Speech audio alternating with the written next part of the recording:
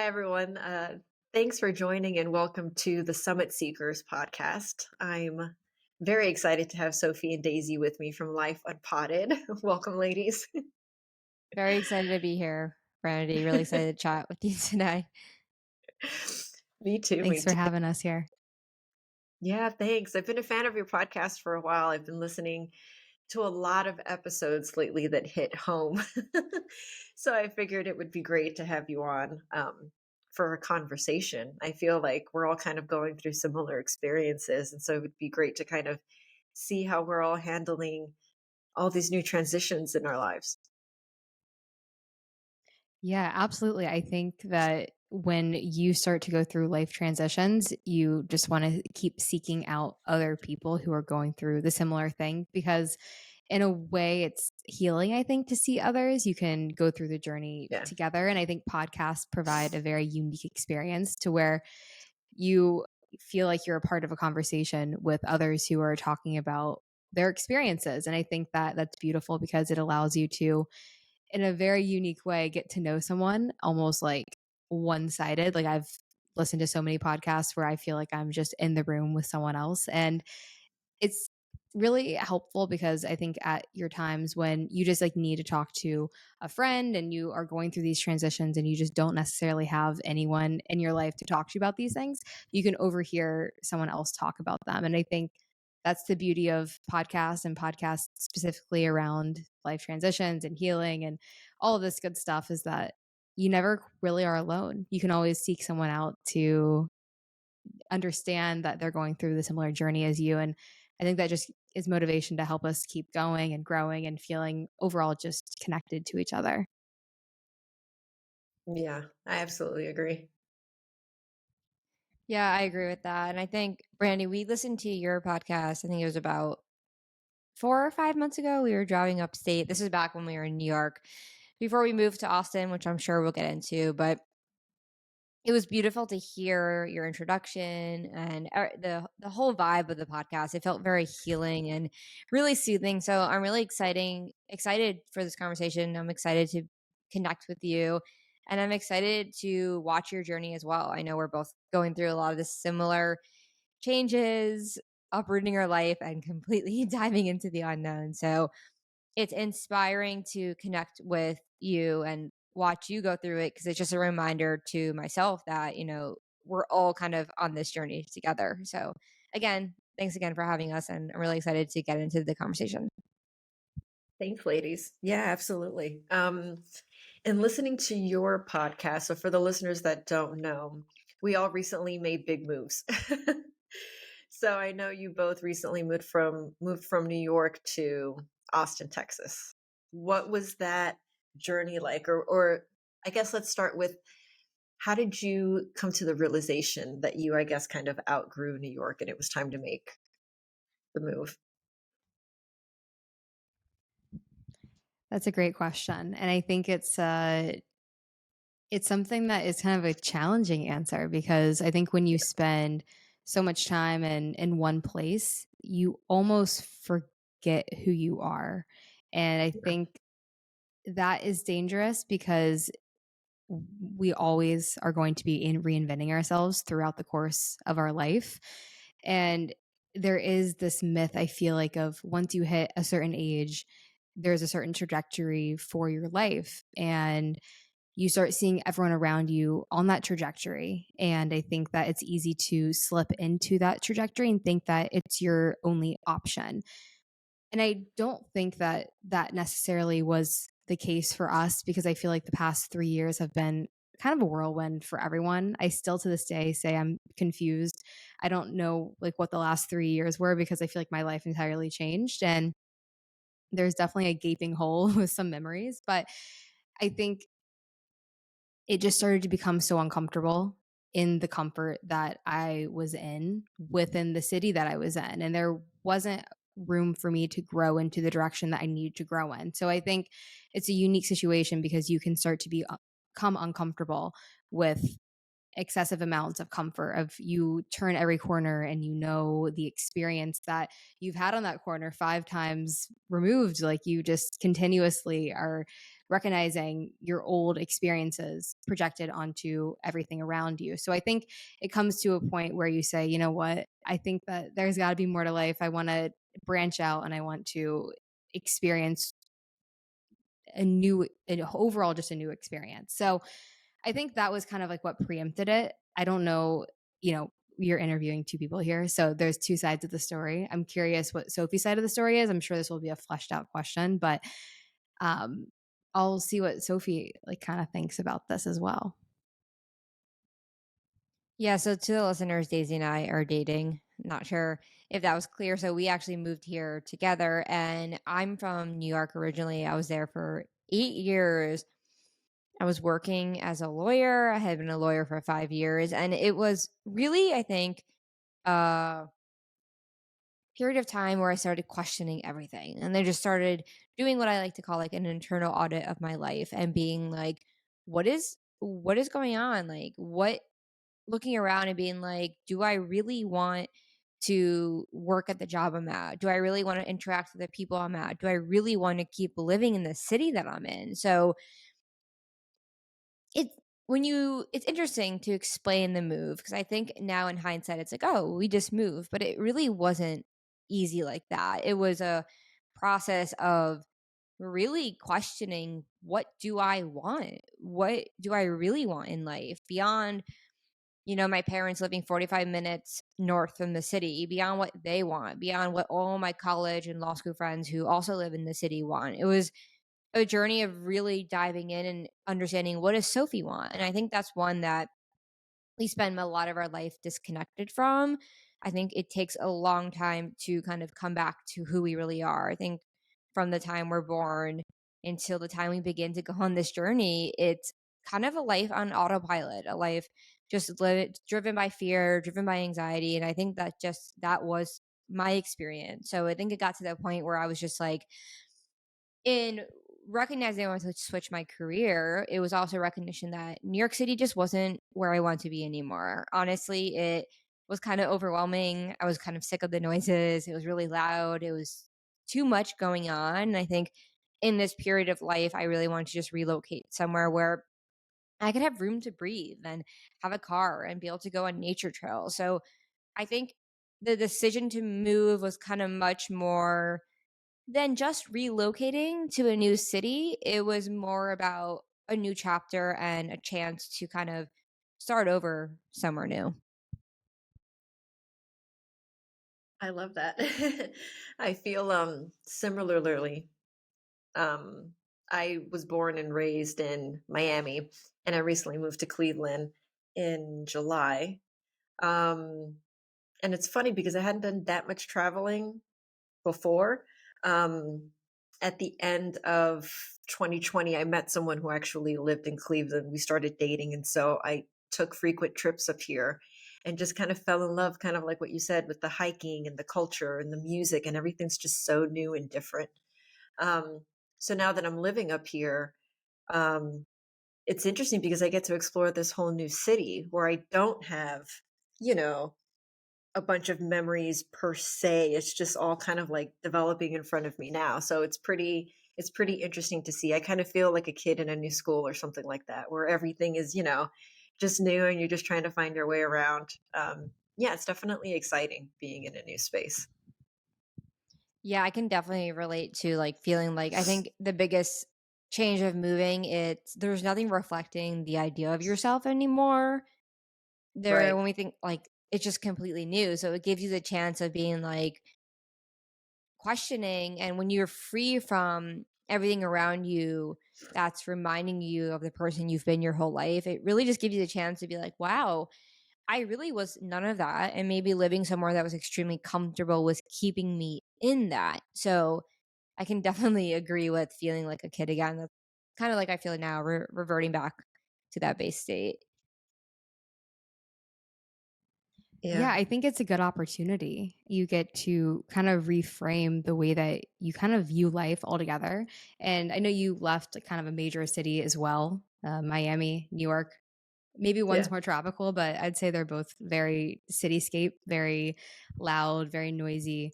And it's, I think, a different entirely a different lifestyle. And I think that it's simple to be able to go on a hike instead of waking up and having to walk through a crowd of people. But it's interesting to see your environment change, and if you're ready for that change, it's just the opportunities are endless. I think to go inward. I think that's a big part of this is leaving big cities is you have so much more space to go inward. And yes, you can go inward anywhere in the world, anywhere, anytime, and nothing restricts you from that, even being in a massive city. But I think there is something to be said around being around a lot of energies, around a lot of people, and being able to make space for yourself when there's less people around. I think is something that I've seen, just the piece of that, and being able to sit with myself, having less distractions to do that is something that I've wanted, I think, since I moved to New York City. So I think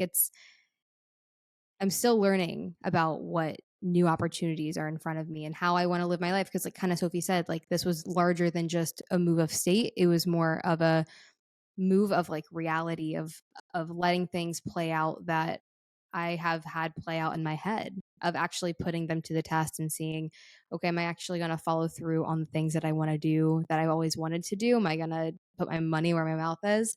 And am I going to take action? And the same things still happen in your life. Moving somewhere doesn't solve all your problems.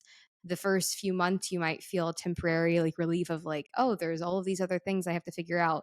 So you're not thinking about regular problems, but they're always going to come back up. But I do think it is an interesting gift to be able to work through those new issues in a new environment, because it might give you different perspectives, it might change the way you look at them. And I think it's an opportunity to grow and really just to change your perspective. So that's kind of where I'm at right now with the move. We're about 2 months in. Me- Yeah. I feel as though, in terms of my growth as an individual, I think it's funny because we all go through hard things. And then when we're faced with something new, we forget that we have like this inner strength that's gotten us through all of the things that we've gotten through in life, you know? So I remember going through the move and thinking, how am I going to do this logistically? Like, how am I going to figure all this out? And I'm like, there were a few conversations and a few times where I had to like remind myself, like, Brandy, you've been through hardship before.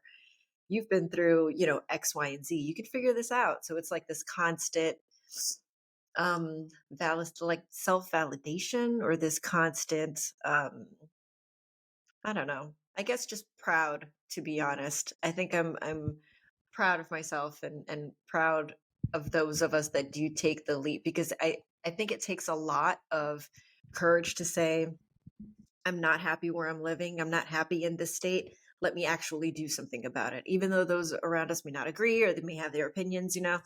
Um, just to really listen to that inner voice and know what the next right move is for you, I think is huge. Well, I think that's a majority of the challenge, is saying that I want this and I Yeah. deserve this, and showing up for yourself in a loving way. Cause I think it's so easy to show up against ourselves, to say, oh, everyone else is right. I shouldn't do this. I should work against myself. I deserve to suffer. I deserve to stay stuck. And that's where my life is going to be. And to like placate into those negative patterns and to work against yourself. Cause I always say on the podcast is, you're either working with yourself or you're working against yourself. And I think it's a deep statement, because by moving, like that's one example, I think, especially somewhere you've lived your entire life, of you actually are showing yourself that you're working with yourself.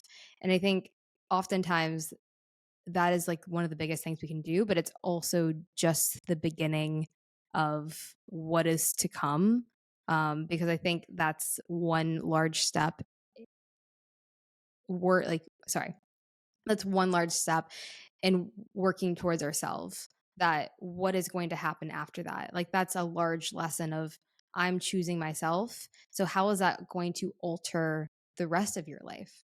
I'm curious what that's been like for you, of you've taken this risk, you've taken this leap on yourself of leaving the place that you've lived your entire life, and it sounds like maybe not everyone in your life was supportive of that. So I'm curious how maybe that's changed your perception of your ability to handle things. You said you've been through hardship before. But moving, it is hard. I think it is something that it is difficult. We don't give ourselves credit for it. Like when we moved here, we were like, why are we stressed? And picking up and moving your life after X amount of years, it's a difficult thing. You're changing your community, you're changing your environment. There's so many things that come to it. And it can be a very empowering thing. So I'm curious about your experiences, if your view of yourself has changed, or how your life has changed through your like emotional lens or your perspective of how you view yourself since your move. Um, well, I would say maybe a little bit before the actual move. You get these like inner stirrings of something's just not right. And I haven't been happy in Miami for a while. It's funny because you know how Facebook gives you like those memories of 10 years ago, 12 years ago. I got one the other day and it was like 12 years ago. And like in the status, I said something to the effect of, I can't wait to leave Miami. And that was like 12 years ago. It was crazy to see. I was like, oh gosh, I did it. Um, I think that in terms of the way that I've grown as a person over the last almost 3 years has been significant. I went through, I started going through a divorce at the end of 2020, along with the move and along with, just like other things going on. I feel as though my identity overall really shifted. I had the opportunity to ask myself, what really makes me happy? What are some of the things I'm interested in that I would like to go experience, do? Who is it that I really want to be? um so I just feel as though the last 2.5 years, and especially since the move, now that I'm actually over here and out of that environment of Miami with the traffic and the people and the crowds and everything, um I think it's given me the opportunity to appreciate my my perspective on the world. I Yeah, I think that I'm really grateful that I remain curious and I've always been curious. That's something that's stuck with me since childhood. And I'm grateful to know that that still serves me in some way. Because I feel as though a lot of adults, or, just people in general, there comes a time in your life where you stop being curious about things. And yeah, I think it's a superpower of sorts, because that's how, you're kind of propelled to start the next thing, do the next thing, be ever evolving. Um, what about you both? How has your emotional lens changed now that you've moved to Texas? Well, kind of just to echo what was being said, I think in life, a lot of people in life, we spend most of our life looking at our current reality and thinking that our reality reflects our potential. So if you've been living in a city and you've been working at a job, you look at that job and you look at your life and you're just like, well, that's what I see. So I feel discouraged. I feel unmotivated because I'm in this place right now. How could I ever change?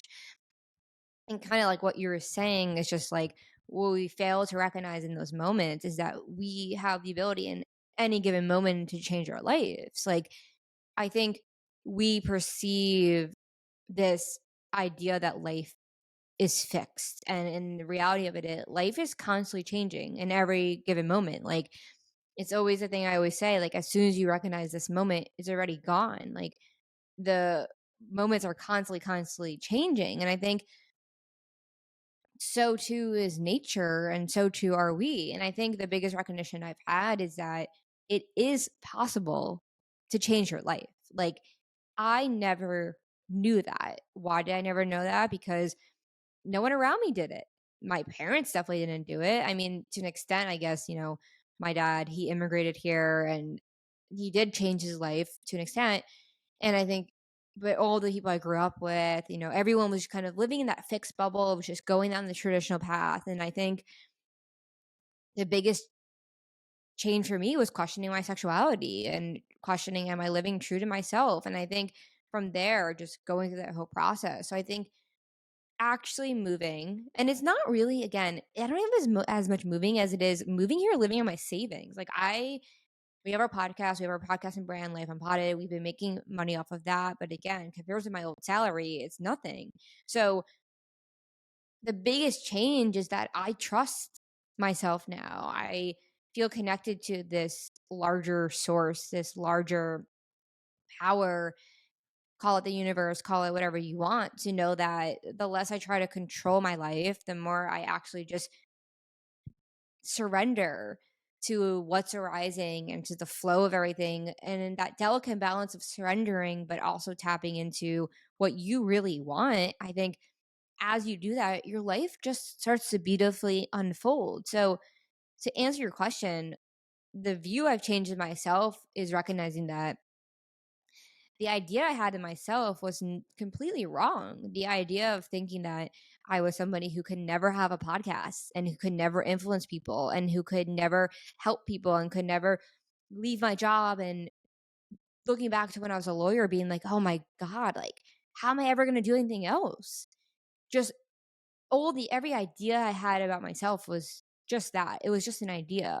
And I think that being this point now, I can reflect on that and say that anybody can literally do anything.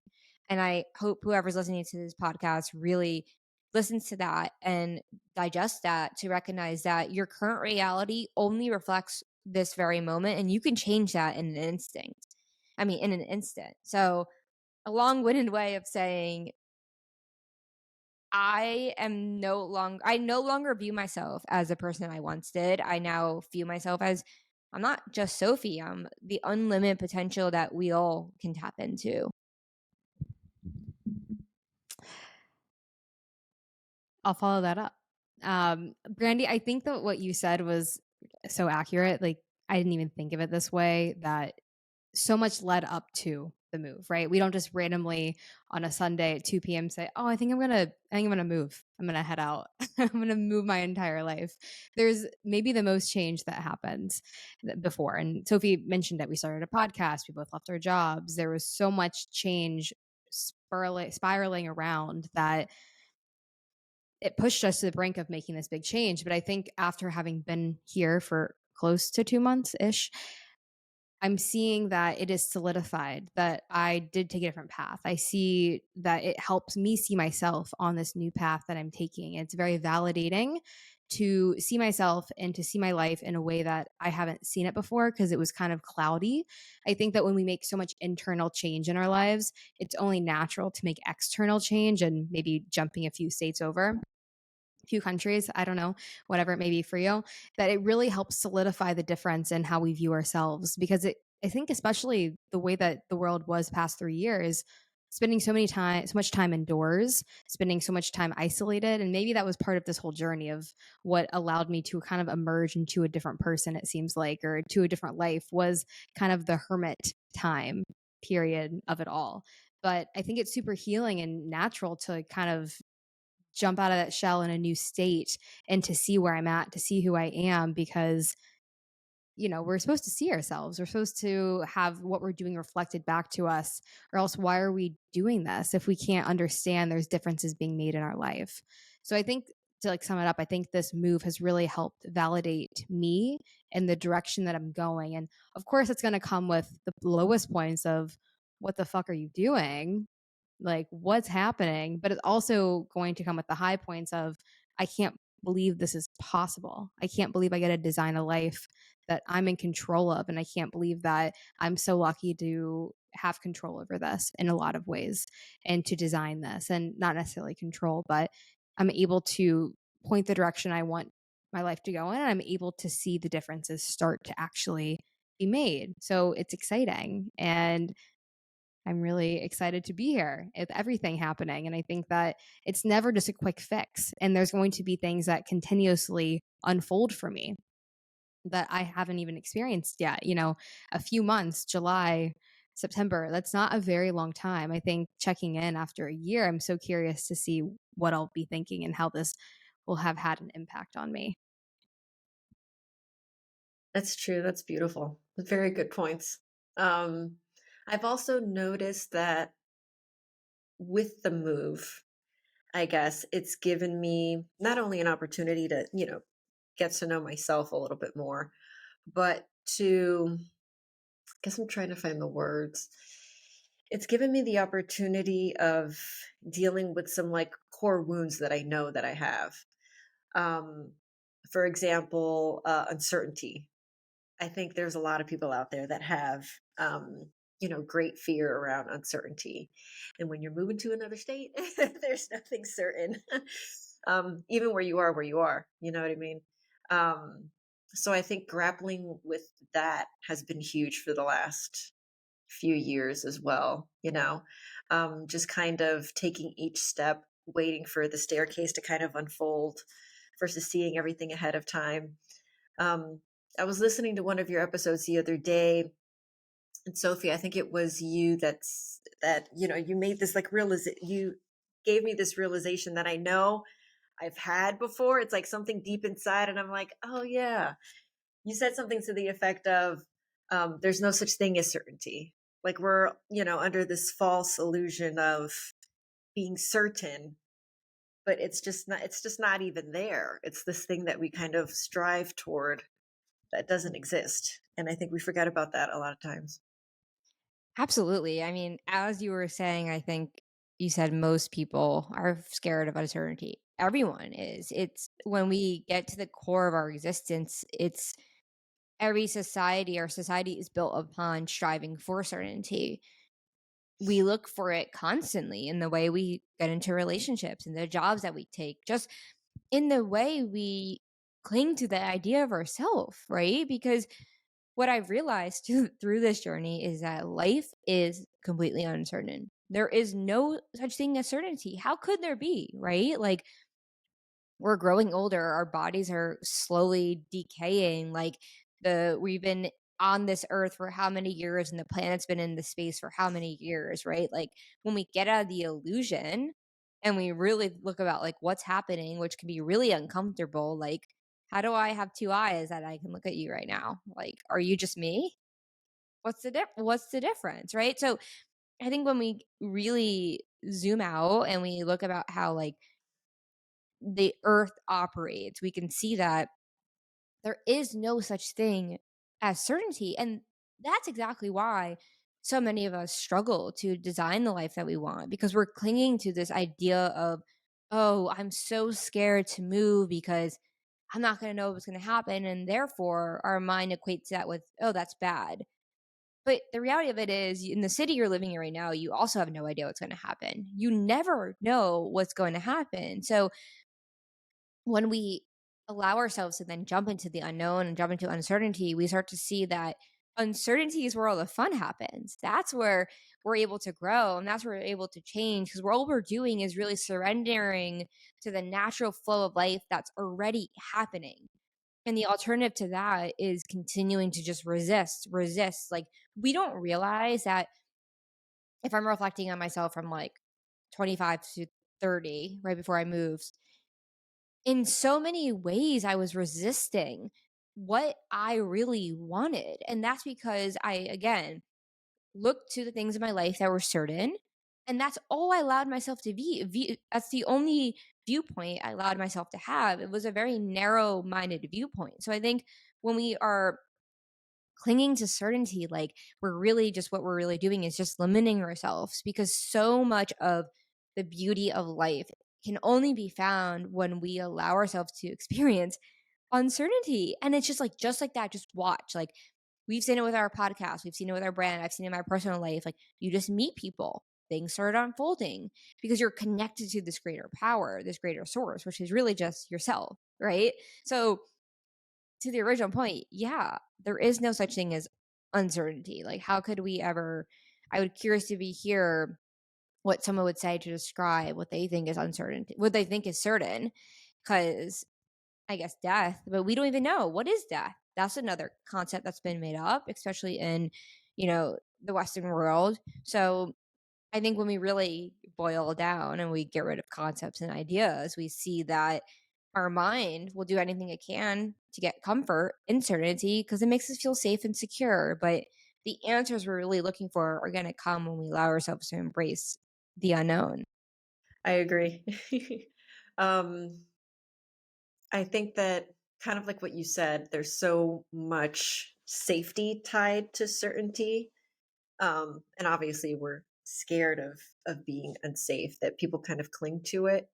Um, I think that in my life, certainty or the idea of it has definitely played a like some sort of protection uh mechanism in my life where I feel as though if I know what's going to happen, I will be safe.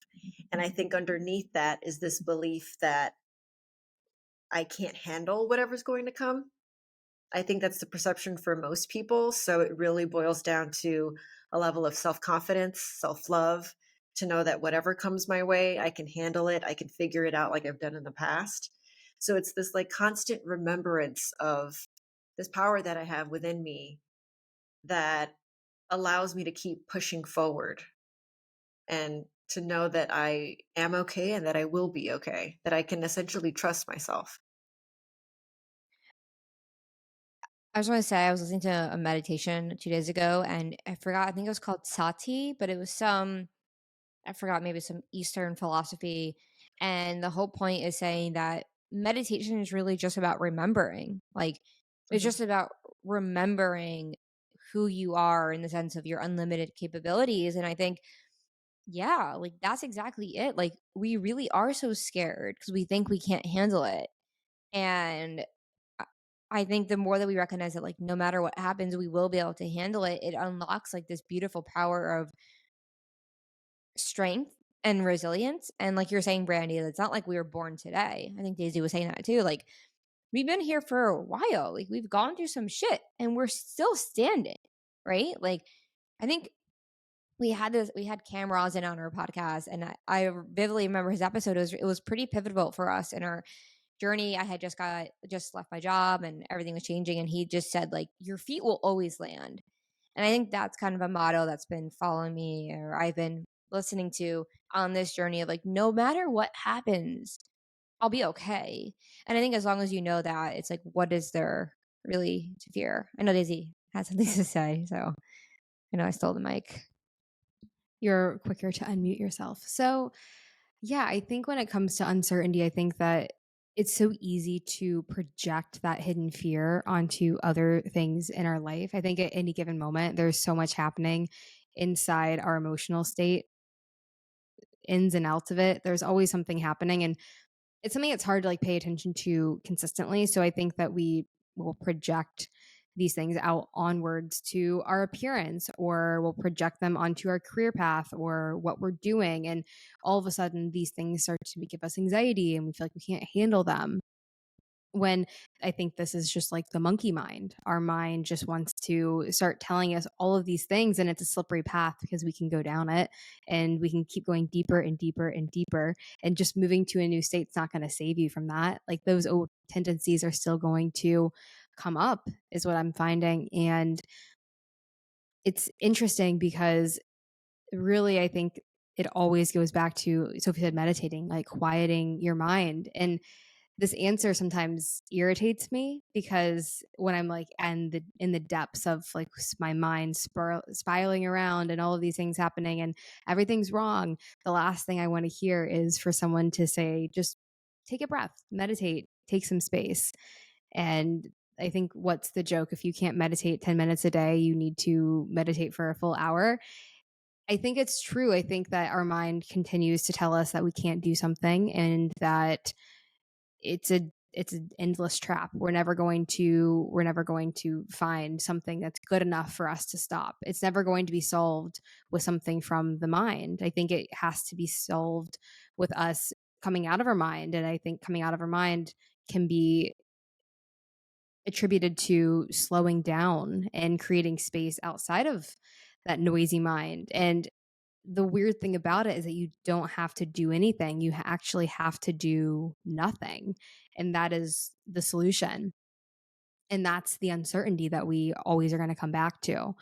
Of, I mean, I don't know how many times this has happened to others or anyone listening, but when instead of going on TikTok or social media when I don't feel good, I actually just sit there and I'm like, wow, this actually feels incredible. I feel so much better. But the moment going to that period of me just sitting there in silence was treacherous, and maybe it only lasted 5 or 10 seconds, but that's how much we are afraid of uncertainty, is that even though we want something that's going to make us feel better, we have to go through the trenches of uncertainty to get there.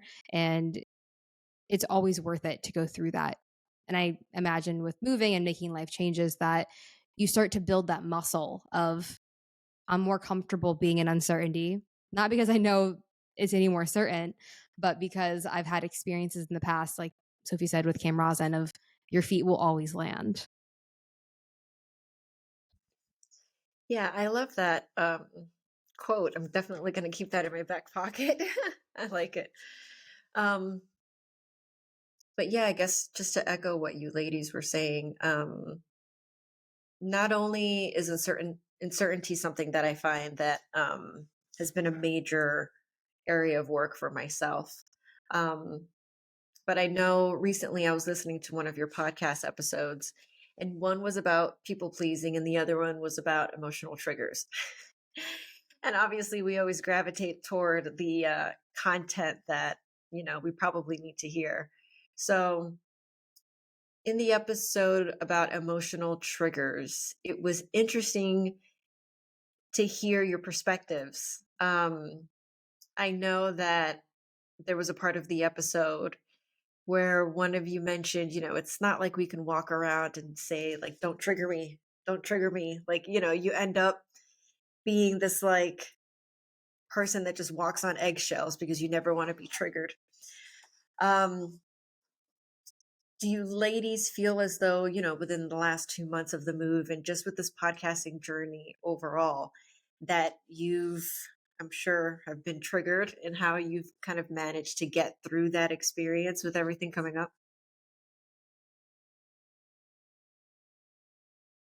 I'll let Daisy take the lead on this one. I know triggers is one of her favorite topics. Yeah, there's been endless triggers. I mean, I think when you are when you are in a state of uncertainty to the extreme, like in a new place, the triggers are never going to cease. They're always going to continue to, maybe at times, build and get worse and worse and worse until you pull a plug and say, this is all me, I'm causing this. But I know you mentioned also the podcast, and I think this podcast was almost built on triggers getting resolved, because I don't know about your experience, Brandy, with podcasting, or maybe you've had other experiences. I think just when it comes to like building something from scratch, you're going to get triggered. And I think for me, watching this experience unfold, where I started to realize I was the one that was reacting to the triggers, and that was what was self sabotaging this growing or this moving to the next step.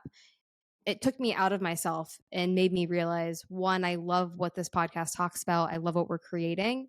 And I actively see myself getting in the way and stopping this from becoming the next episode and the next episode and the creative ideas to come. And I think that really played a larger role in my life of making me see just how much I have my entire life gone in my own way. And I think there's a beauty with podcasting. And I think, especially when they're unplanned, like this one today, we just start chatting, is that it is uncertainty. Like, this is a practice of uncertainty. Like, Brandon, you're hosting it, but what if I just say something random? You just don't know what I'm going to say. Like, there's no actual sense of control here. So I do think that podcasting is a great practice in uncertainty, and it teaches us to, one, not self-sabotage. I realized just how easy it is for me to get mad about something and then focus on that getting mad, and realizing, well, if I'm focused on that, then I have nothing actually to say. And in the past, I would think, oh, I just don't have anything to say. But you realize, if you don't focus on what is going on in your mind and you just start talking, something's going to come out, and you listen back to it and you're like, oh, that didn't sound too bad. And then you start to listen more and you're like, oh, that was a full thought. That made sense. And I think this is true of everyone. I think everyone has more to say than what they realize. And I think podcasting is an amazing vessel to help you see your potential and what you can talk about, and really the practice of not getting in your own way. So triggers are something that we might think that we think that might be something that happens to us, but we are always the one that is reacting to the triggers, and we always have the control. And it's a hard thing to recognize, but it's really up to you on how you want to live your life. And if you want to be happy and have good times and have a good experience, you have to be the one that feels the trigger. You can't just project it outwards. And I think that's been a difficult journey. I think for me, I'm still learning it, but I think the awareness is the key to make your dips a little bit less low, keep them a little more shallow, and keep your highs a little higher. And I think that's part of the journey. I think we're never going to be 100% fixed or perfect or aware. I think it's just the consistency of keeping on, keeping on. Yeah, I have a few things I want to say. First and foremost, podcasting with your partner, building a brand with the person you're dating. It's interesting. I remember vividly like hearing so many people say like don't start a business with your partner, like don't do Yeah. that.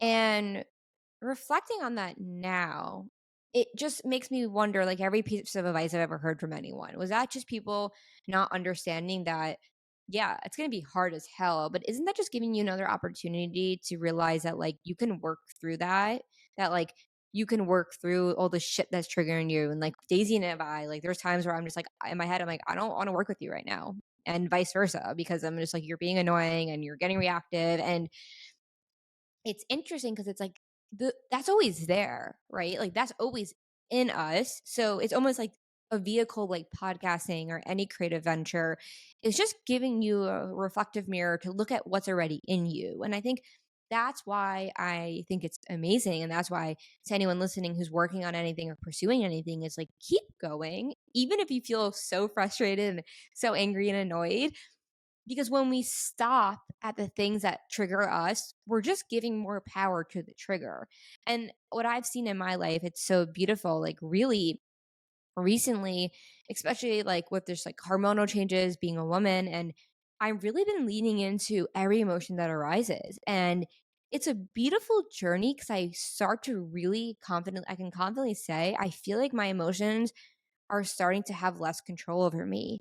And the reason why that's happening is because a thought will arise or I'll feel that frustration come up and I just won't go with it. I'll just recognize it, I'll acknowledge it, and I won't get on that train.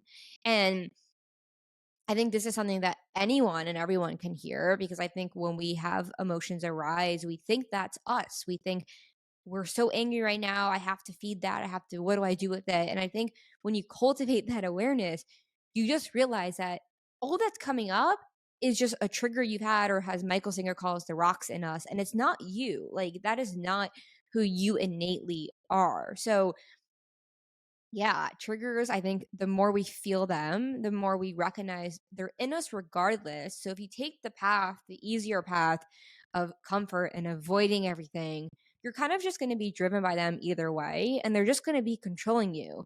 So why not take the path of facing them, feeling this uncomfortable shit that comes with experiencing them, and then finding freedom, because that's on the other end of all this. So just to echo what Daisy was saying and what you were saying, Brandy, I think like choosing a journey of discomfort, and not just on the podcast, but just in life, like the amount of pain I felt the past few years on such a deep level of pain I've had my whole life and I never knew I had. And it's hard. There are times where I was like, I can't handle this. Like, this is so intensely painful.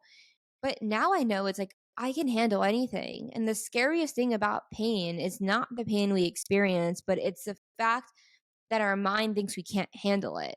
Hmm. But at the end of every single pain, at the end of your darkest, deepest pain, is just freedom. Like, it's just relaxation. So I think that can be applied with everything we do. And I think, yeah, triggers, experiencing them, allowing ourselves to flow in them instead of resisting them will just free us what's been inside us and controlling us our whole life. And it's a beautiful journey because you start to realize that you don't have to be controlled by it anymore, and that you could take autonomy in how you experience reality. Yeah. When I think about triggers, my gut feeling tells me that triggers are basically kind of a reminder of something that's happened in the past. So part of you is obviously still living there. You don't want to re-experience that again, which is why it's a trigger.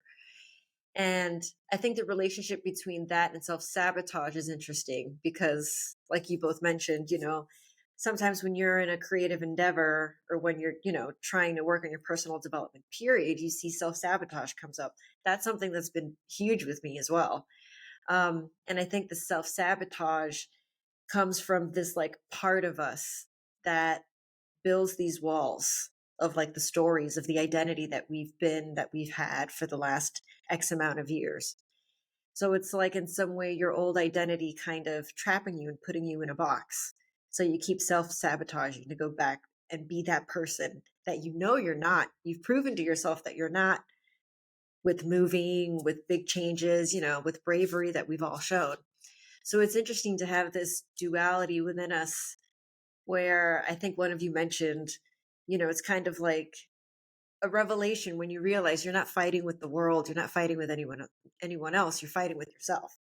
I love this vision, or I love this picture of us fighting ourselves. I don't know if you've seen Fight Club, but Yeah. there is the episode, or there's the point in the movie where he's trying to stop him from blowing up the bank, and it's before you realize Tyler Durden and I forget the other guy's name are the same thing. Sorry if I spoiled that for you, listeners. But basically, it's like that was such a great visual for what is actually happening. Of like we are rolling over, tussling, fighting ourselves all the time.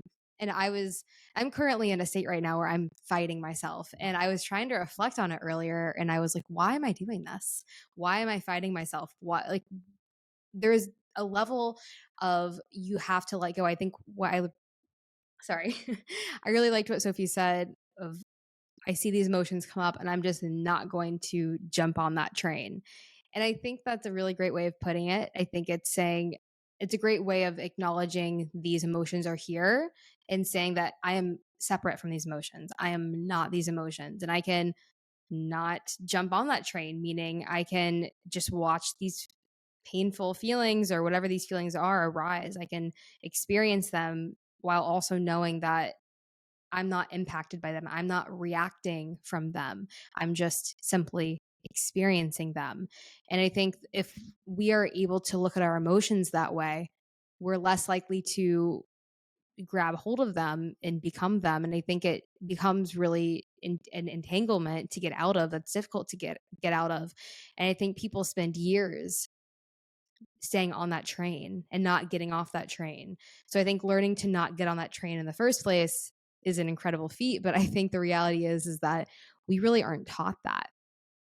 And it's something that we have to kind of go through to learn that I don't want to go down this train. I don't want to stay stuck in these emotions. I want to get off. And I think we have to have this recognition that we're willing to work with ourselves and we have to kind of let these things pass through us. But it's such an experience of it's a greater body experience than just our minds. It's something where we have to surrender. And I don't think we've gotten into this topic yet. I don't know if you've talked about this in your podcast, Brandy, but the act of psilocybin, that's something that has played a role in these pivotal life changes for both Sophie and I. And it's kind of really helped us, even through microdosing, through taking a full on trip.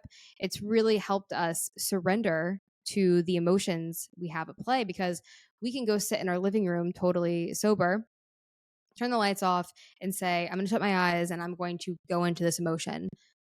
We can do that. But I think the specialty with psilocybin is that you have no choice other than to quite literally feel through all the emotions that get brought up. And what gets brought up is totally depend on where you are in your journey. But I think it's beautiful because it forces you and it gives you the opportunity to see those things eye to eye versus push deep down within you.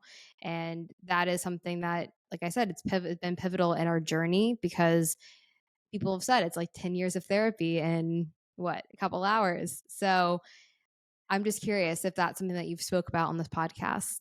So yeah, I haven't spoken about that just yet on the podcast. I know that psilocybin definitely has that special way of kind of allowing you to see the world with no filter, if that makes sense. Um, and I think that's such a beautiful state to be in. I think that us being humans with like all of the roles that we have. So like for example, I'm a mom, I'm a business consultant, I'm a girlfriend, I'm a daughter, I'm a granddaughter, X, Y, and Z. I feel as though through the identity with which other people have placed on me, including society, I've developed this lens with which I see the world. And that manages the landscape of then how I react in the world that I basically have, created the reality for. So things like psilocybin, meditation, I mean, even really important, impactful conversations can kind of shift your lens in terms of how you're viewing this world around you that may not be everything that you think it is.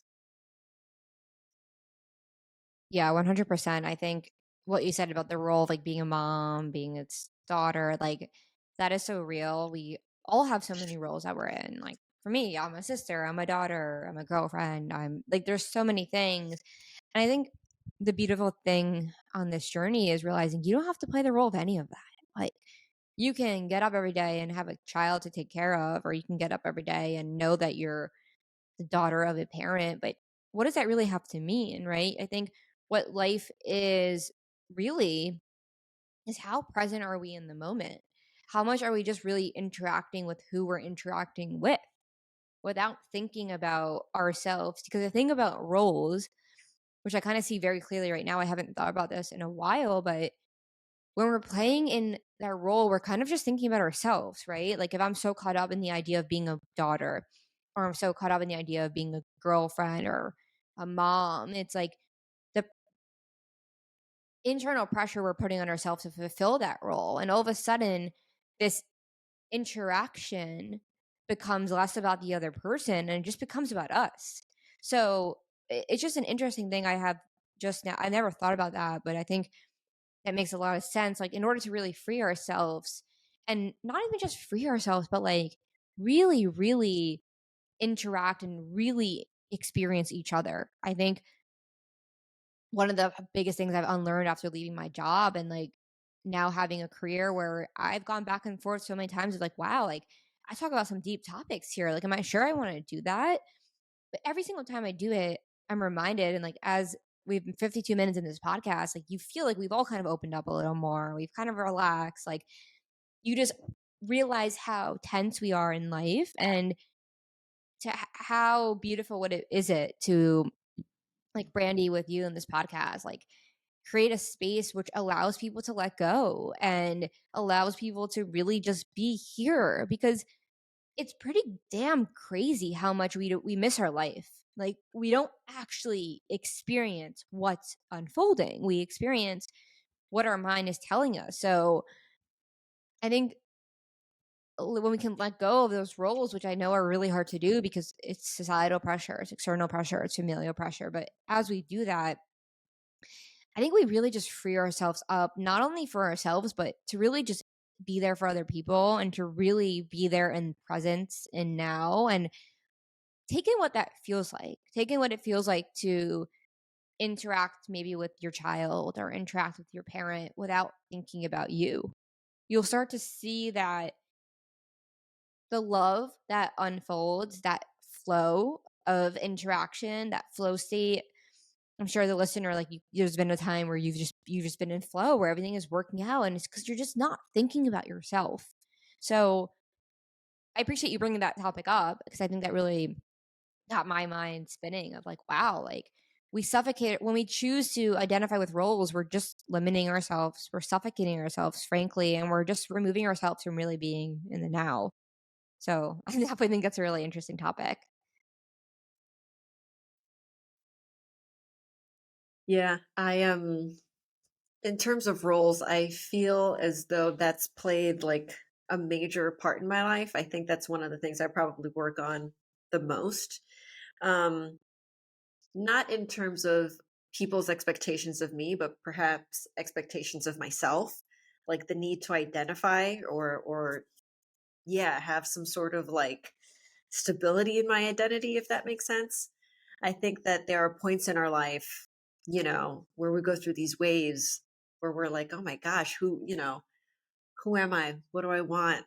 What's the kind of life I want to design? And those moments are scary. It's like you're standing on not so solid rock. Um, So if there are any listeners out there that are going through a similar phase, I get it. It's not easy. Um, to know that you have the power to develop the person that you want to be and that it's actually attainable is a scary thought. Thus the self-sabotage and, other mechanisms that we have. So it's interesting, I guess, the dynamic between wanting to be this higher version of ourselves and then keeping us in like the comfortable at the same time. I also think it's really interesting, like, as you're saying that, I'm thinking, right, when we're in these really deep, existential, scary places of questioning who we are, we're left in this place of extreme, what can be extreme fear of like, oh my God, like I'm on this earth, I'm going to die one day. Like, we haven't even mentioned death on this conversation. Like, that is what drives us all, right? The fear of death, the fear of not knowing where we are, where we're going to be when we die. And I think going back to the question of certainty and is everything uncertain, like when we cling on to roles like being a mom or I'm a lawyer, it's just another thing you were using to feel better. It's just another band-aid of, oh, at least I know I'm that. Woof, relief. Oh, I feel better now.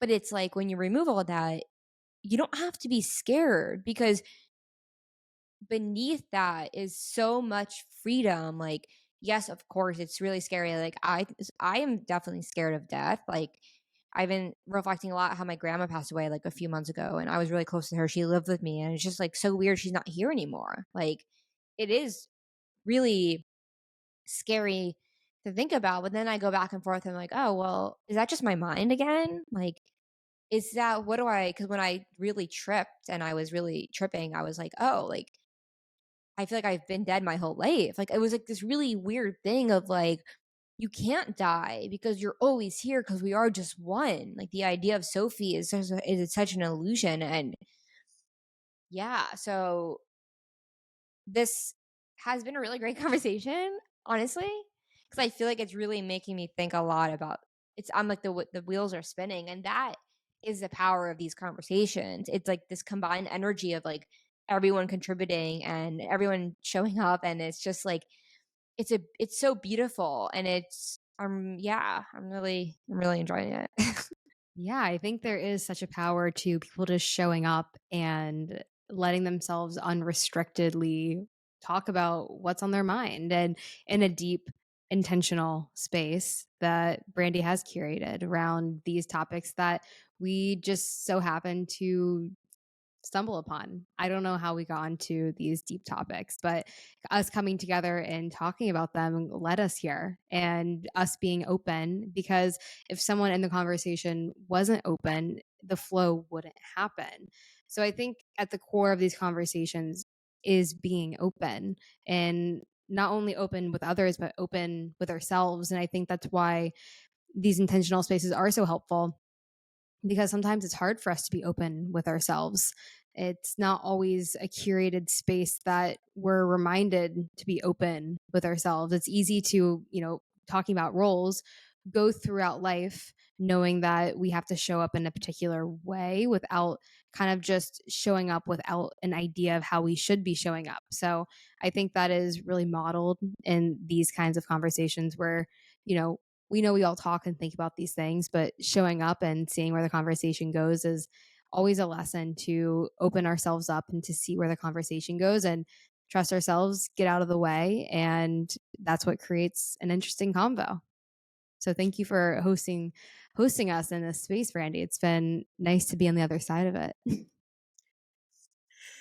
Thank you both for being on the podcast with me. I've definitely enjoyed this conversation. And for any of those listeners that haven't, checked out Life Unpotted yet, you definitely have to go check them out. Um, and it's been beautiful. I appreciate it, and hopefully we'll all chat again soon.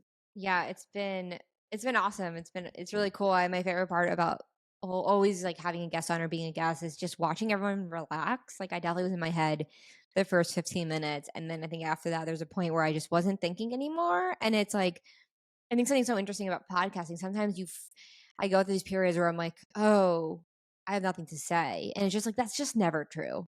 Like, there's so much that we always have to say. And it just shows the importance of trusting yourself, like Daisy said, going into the unknown, not thinking about yourself, and just plunging in and diving deep. So, yeah, thank you so much, Randy, for having me on and having us on. I think it was an amazing conversation. It was awesome to connect. And yeah, to the listeners out there, definitely check out the I'm gonna do a little plug. Definitely check out the Life Unpotted podcast.